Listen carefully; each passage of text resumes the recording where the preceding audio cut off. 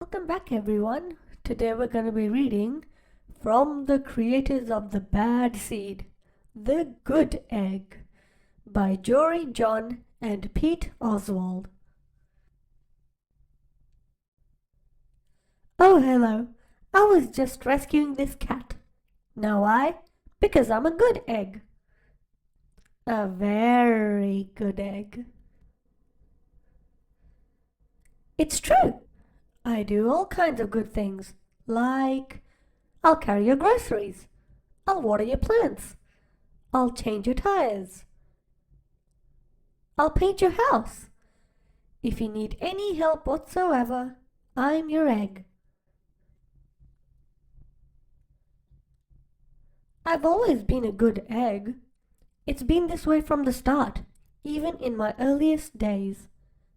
Back at the store, there were a dozen of us, living together under one recycled roof. There was Meg, and Peg, and Greg, and Clegg, and Shell, and Shelley, and Sheldon, and Shelby, and Egbert, and Frank, and other Frank. The other 11 eggs weren't on their best behavior. They weren't exactly good. They ignored their bedtime. They only ate sugary cereal. They threw tantrums. They cried for no reason. They broke their stuff on purpose. Meanwhile, I tried to take charge. I tried to fix their bad behavior. I tried to keep the peace because I was a good egg. A very good egg. Nobody seemed to care, though. Every night I was exhausted. My head felt scrambled. Then, one fateful morning, I noticed some cracks in my shell. They were everywhere. My doctor said it was from all the pressure I was putting on myself. The pressure of making sure everybody was as good as me. I was cracking up, literally. Something had to change. I'd had enough.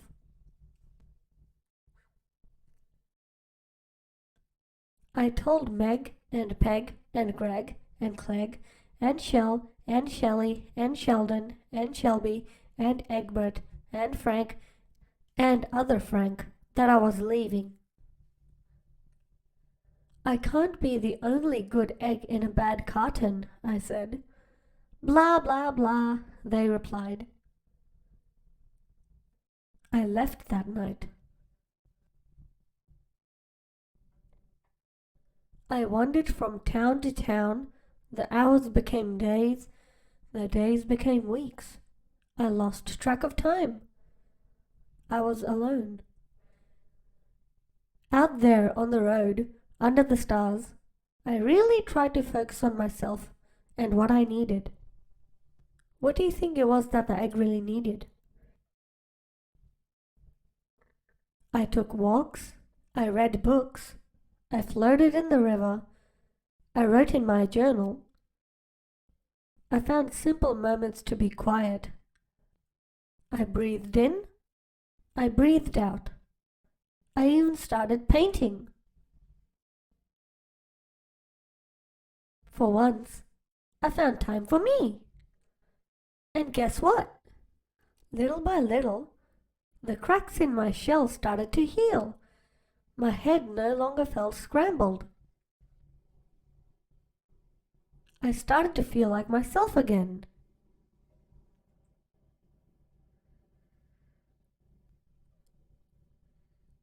So I've made a big decision. I'm returning to my old carton and my friends. Besides, I'm kind of lonely out here. This time, I know what I need to do. I'll try not to worry so much. I'll be good to my fellow eggs, while also being good to myself.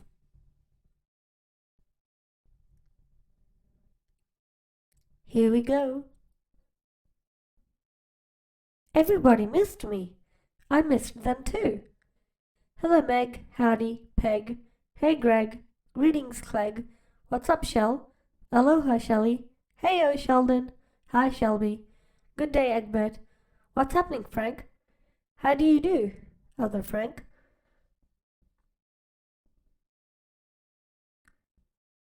Sure, every once in a while somebody's still a little bit bad, but it's not like before.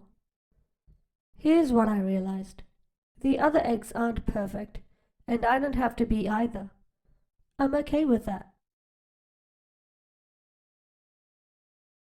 Yep, the old carton is back together. We're a solid dozen again. It's good to be home. And that was The Good Egg by Jory John and Pete Oswald. Now what do you think this book was about? What do you think the cracks on the good egg's head represent? And do you think this book was trying to give some kind of message? Anyways, that was The Good Egg by Jory John and Pete Oswald. If you liked the video, like and subscribe. Bye bye.